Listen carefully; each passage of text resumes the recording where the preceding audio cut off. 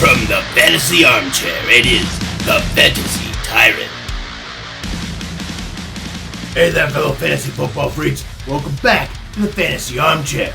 On the road once again. This time I stopped off in South Carolina to check out the Magnolia Plantation and Gardens in Charleston. This is actually the oldest garden accessible to the public in the United States. And what a beautiful setting for this week's big announcement. It's the big announcement, brought to you by Pabst Blue Ribbon, the official beer of frat boys on a budget. Grab yourself a Pabst.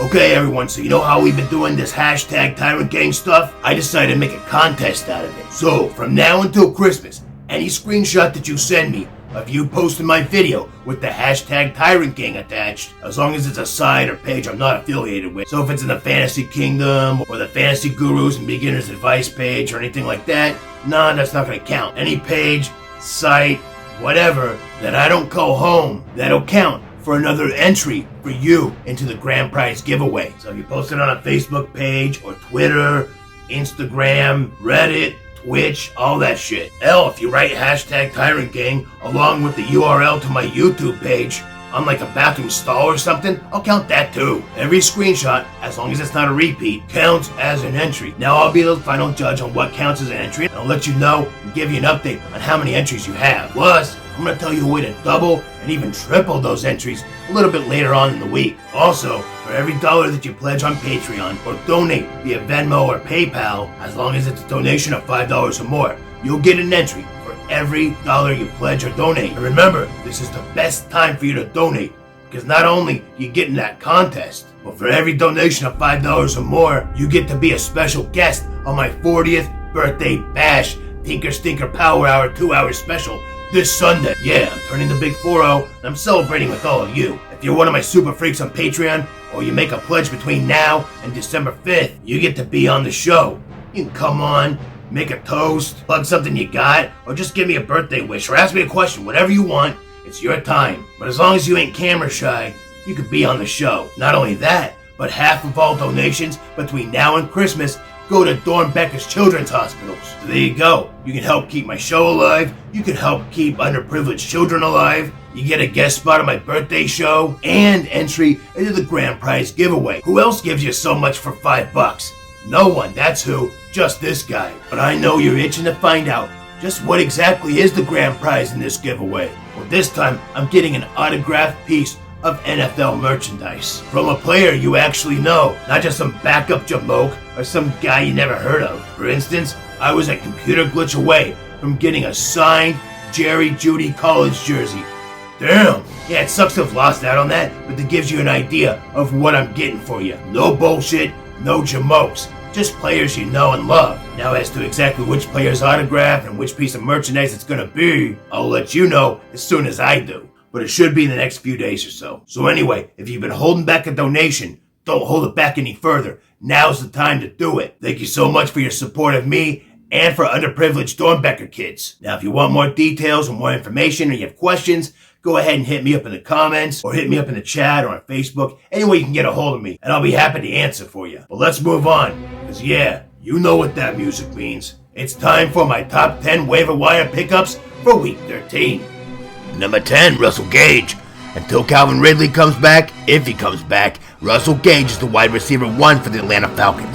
And while that's currently like being named the lead triangle in a third-grade Christmas pageant, it does mean he should get some consistent production. Thing is, when he's getting targets, he sees production.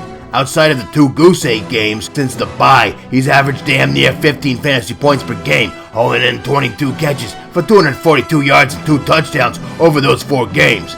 He's worth at least a spot on your roster as a bye-week fill-in, and as he and Matty Ice strengthen their connection, he could be a consistent flex starter as the fantasy playoffs approach. If you have the room, snag him up.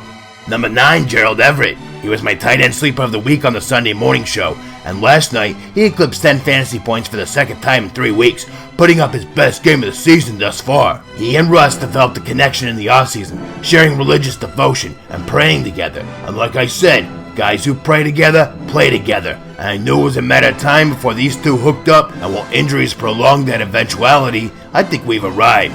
Russ asked for a talented tight end as a threat, and his prayers have been answered. The 6'3", 240-pound tight end is a godsend, And now that he's been using that frame to put up fantasy points, it would be a sin if he continued to be owned in only 27% of fantasy leagues. Alright, I think that's enough religious puns for now. Just pick up Gerald Everett, at least in deep leagues or in 2 tight end leagues. Number 8, Mac Jones. The undisputed rookie QB of this year just gets better and better, putting up his highest yardage total of the season and going over 300 passing yards this past week. Jones eclipsed the 20 fantasy point mark for the second time this season. And while that's not typically a ringing endorsement to pick up a QB, for a rookie it is. Yeah, he's got the Bills this week, then goes on a bye, but the following 2 out of 3 games, which take place during the fantasy playoffs, he faces the Colts and the Jags in the most crucial part of both the NFL and fantasy football seasons. Mac Jones will be set to play his ass off for Coach Belichick, as well as your fantasy squad if you pick him up. No, you're not starting him over a stud, but if your top QB goes down, or goes on a matchup-based slump, you got a hell of a fill-in with Jones. So to summarize, Jones is a Mac daddy, bursting on the scene like a Mac truck, laying the Mac down. And while the Pats have a bad matchup, then a bye, you can bank on the return of the Mac, as Big Mac should be a monster Mac through the fantasy playoffs. There, I got all the Mac puns out in one run-on sentence. Happy? Well, you will be if you snag Jones this week. Go get him. Number 7, Dontrell Hilliard. Surprised he isn't up higher on the list? Yeah, he's put together a couple good weeks, filling the hole left by Jeremy McNichols. But that's the thing. While everyone is expecting him to take the lead role in that backfield, he's still only been the passing down back, playing second fiddle to Deonta Foreman. And when McNichols comes back, who's to say he won't be taking back that role? No, I don't think Hilliard goes away entirely, which is why I have him on the list. Even if he gets one more good game of production against the Jaguars following the bye in the playoff push, a running back that can produce even for one game is a precious commodity. And I do think he continues to have a role in the offense, but how big that role is will be hard to determine. So while he's on the list, I don't have him up that high. He's got 1, maybe 2 great fantasy starts left, but as a Week 14 fill-in against the neutered Pussycats of Duval, I think he could put up another 15-plus fantasy point outing. So if you have the room and need a running back in Week 14, or simply as insurance, he's worth an ad this week. Number 6, Nick Westbrook-Akina. No, he hasn't set the scoreboard on fire, but he is a wide receiver 1 right now, so he makes the list. With Julio Jones and A.J. Brown still out for the foreseeable future, NWI, which only saves me 1 syllable to abbreviate, could be in for some solid production coming back from the bye. The thing is with this move, it's very sneaky, as no one will be looking for him as he's going on a bye, so you may be able to wait him out until waivers clear and pick him up without spending any fab or your spot in the waiver priority. He could prove to be a valuable fantasy commodity with Pittsburgh and Jacksonville on the horizon following the bye. He's had double-digit fantasy points over the last couple games, and he's been the only real consistent target for Ryan Tannehill in that depleted wide receiver core. The dude is all they've got right now, so volume is no problem, and volume leads to production. I think the guy will perform well in some great matchups after the bye, even though his long name has me using more pronouns than a transgendered social justice warrior. He needs a nickname.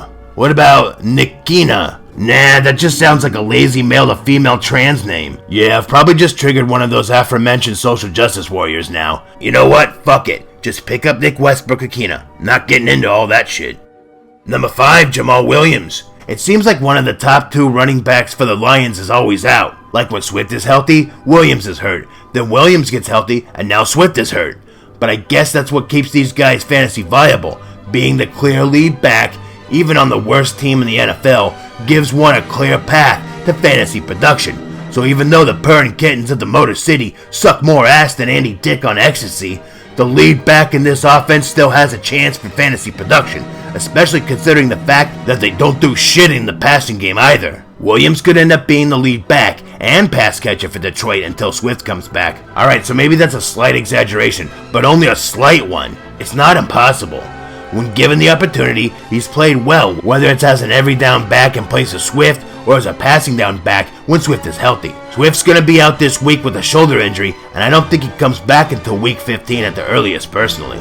I think that Jamal Williams has proven that he makes a fantastic fill-in for Swift, so he's definitely worth a pickup if you need a running back and can't get one of the top guys on my list. Number 4, Van Jefferson. We all knew he was going to be something eventually, and I think we've arrived.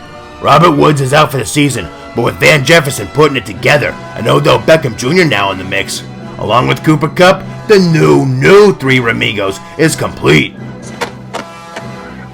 OBJ was targeted more than Van this past week, but I think both of them are getting enough looks to remain fantasy viable rest of the season. The obscene target share of Cooper Kupp is starting to be spread out a little bit, and both Jefferson and Beckham benefit. And looking at the remaining schedule, none of these matchups scare me. I think we could be seeing a lot of passing volume in these games, and Jefferson could be a consistent wide receiver 3 or flex headed into the playoffs. Since week 7, Van Jefferson's had no less than 6 targets, averaging over 7 in that span, and this past week, he had his highest target total of the season with 9. Stafford's looking for him more and more, and he's proven to be an asset, not just for the Rams, but in fantasy as well. He's the top wide receiver available in most leagues this week, and expect his ownership to skyrocket, so pick up the third Ramigo now, before it's too late. Number 3, D'Onta Foreman. I told you all that he'd be the top running back for the Titans over Hilliard, and I was right. Okay, yeah, he scored less fantasy points this past week, but he outcarried Hilliard 19-12. Hilliard's 68-yard touchdown at the end of the first half was the difference maker, but other than that, Foreman was getting more touches and was just as efficient with them. When Jeremy McNichols comes back, Foreman's role will remain unchanged, unlike Hilliard's, which is why I have him higher on the list. I think he's at least a flex option rest of season. Now keep in mind you won't be able to use him this week, and King Henry's expected to return eventually. That's why I only have him as the number 3 pickup this week. I do think that the lack of touchdowns will fix itself, and I don't think one fumble is going to put him in the doghouse. Because while Coach Mike Vrabel did play for Bill Belichick, he's not as relentless about mistakes as his former coach. You know, I was just thinking, what if there was an actual doghouse for NFL players? You know, like the big blue tent, but instead of being for medical purposes, it's basically a timeout spot. Just a big-ass doghouse on either sideline. Wouldn't that be cool? No? Well, fuck you. It's my show, my weird-ass fantasy. Man, I need to sleep. Anyway, go get Foreman if he's available in your league. Number 2, Chuba Hubbard. I fucking told you for weeks. Unless you're in an 8-team or fewer league, he should have been owned in all leagues, especially by Christian McCaffrey owners. So what the fuck? Why is he available in 60% of leagues? All of you CMC owners who didn't heed my warning are kicking yourselves now as you're about to get your handcuffs sniped by someone with a higher waiver priority. Everyone was hot to trot Hubbard off to the waivers once CMC came back, but I was like, nah, not so fast. I've seen this one before, last season. I think McCaffrey's tenure as a top fantasy pick has come to an end. King Henry and Jonathan Taylor are both going to catapult above him. But anyway, this season, it's all about Chuba Hubbard, and with the honeymoon already over for Cam Newton's return, expect the Panthers to feature Hubbard a lot more in this offense. While CMC was down earlier in the season, Hubbard played pretty well, hitting double-digit fantasy points in 4 out of 6 games. And I think he actually gets more usage and more production this time around. He's on a bye this week, but once he's back, he should be getting plenty of work. No, the matchups aren't great, but volume will keep him fantasy viable rest of season. So if you screwed the pooch and dropped Hubbard, pick him back up and hope that no one else is looking for him on his bye week. And my top waiver wire pickup this week is Alexander Madison. No surprise here, Madison is owned in just about 50% of leagues, give or take depending on the platform, so it's a 50-50 chance that he's available in yours. And if he is, yeah, he's worth all of your fab and your top waiver wire spot. That hit on Cook this past Sunday was brutal, and ESPN's Adam Schefter expects him to be out at least 2 weeks while the shoulder heals. And he could be out for more than that, and if he is, Madison could be a league winner in the fantasy playoffs. When he subbed in for Cook, Madison has been about as close to a 1-for-1 replica as you can get for a handcuff. The fact that half the Cook owners have Madison sitting on their waivers instead of on their bench makes me madder than a murder hornet who just got sucker punched after a Coke binge. A hell of a visual, huh? Yeah, I couldn't find a picture to match that one, sorry. But you get the point. Madison needs to be owned in 100% of leagues. In 2 games this season in relief of Cook, Madison got his same massive workload, 25 and 26 carries, scoring 26 and 23 fantasy points respectively. Upon hearing that, I bet the Cook owners who don't have Madison are crying right now, unless they have the top waiver priority or a lot of fab to spend. Madison is a high-end RB2 with upside as long as Cook is out. And this week, he gets to tear up the field against the purring kittens of Detroit. Even if it's only 2 or 3 weeks of fantasy viability, that's good enough to get you in the playoffs. And if the Vikings decide to hold Cook out for longer, we could see Alexander Madison on a shit ton of championship teams. I'm all in on this guy, and you should be too. If there's any way to get him this week, do it. Don't hesitate, because you can't take your fab or your top waiver priority with you to next season, so use it on Madison. You won't regret it.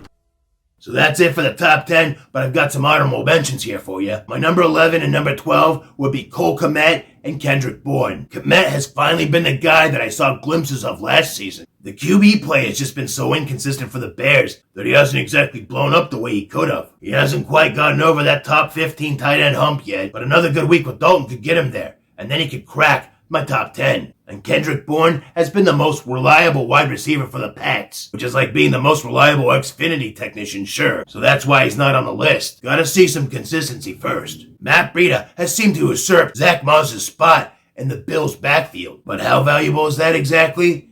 Keep an eye on him, and we'll find out. Deshaun Jackson has a game like this like every 5 or 6 games, okay? Might not see it again rest of the season, honestly, so I'm not exactly thrilled about picking him up. I'd rather have Brian Edwards on that team. Jack Doyle has seemingly taken over the top spot at tight end for the Colts. Move over, Allie Cox. Agent Doyle is on the case. So which Jets wide receiver am I picking up? I'll pass. Unless Moore's available, I don't give a shit. Said Wilson would have been on this list if it weren't for the fact that the entire Cowboys offense is getting healthy. Yeah, he's talented, but with so many mouths to feed, I just don't see him getting consistent production rest of the season. Kadarius Toney, just need to see more consistency from him, both on the field and in the fantasy scorebook. Finally, Randall Cobb. You know, he could be kind of sneaky in the playoffs. I just want to see another game or two like he had this past week before I open up a slot for him. So that's it, fantasy football freaks. Don't forget to hit the like button. We need 10% likes in order to please the YouTube gods. And please subscribe. We haven't even hit the 600 subscribers yet, and I want 700 at least by the end of the season. I know we can get there. You just gotta hit that little button there. That's all. I deeply appreciate that, and I deeply appreciate those of you who have donated or signed up on Patreon so we can give 50% of those pledges over to the Dornbeckers Children's Hospitals. So I thank you for not only keeping the show alive, but for keeping sick kids alive as well. And your generosity will not go unrewarded, as I mentioned earlier, because for every donation, every pledge, and every time you post one of my videos somewhere with the hashtag TyRant Gang, you get more and more entries into the grand prize giveaway. Not only that, but you get VIP status for my 40th birthday bash, which means you get to be a guest on the show. Now that's a 2-hour Tinker Stinker Power Hour this Sunday, starting at 7:30 a.m. Pacific, 10:30 a.m. Eastern. As far as the hashtag TyRant Gang part goes, I'm going to tell you how to double and triple those entries a little bit later in the week. But get this video and the hashtags out to everyone you know. Send me the screenshots and I'll hook you up with entries into the grand prize giveaway. Let's make hashtag TyRant Gang a thing, and let's help out those underprivileged Dornbecker kids. I hope to see you all for the big 40th birthday bash. And of course tomorrow I'm going to be on the Fantasy News Today show. But no mixed notes this week. I'll be bringing it back next week, I promise. And of course Thursday morning, join me for breakfast in bed as I go over the benches and bumps for the Thursday night game. That's right, it's the Thursday B&B, and that's going to drop early in the morning, Thursday morning. Don't miss that episode, because I'll have a major announcement about a daily fantasy option for those of us living in states that don't allow us to do DraftKings. If daily fantasy's banned in your state, you're not going to want to miss this episode. I got a loophole and maybe some free money for you to try it out. Check me out Thursday morning for more details. So good luck on waivers tonight, and I'll see you tomorrow and Thursday. Until then, I'm out. Peace.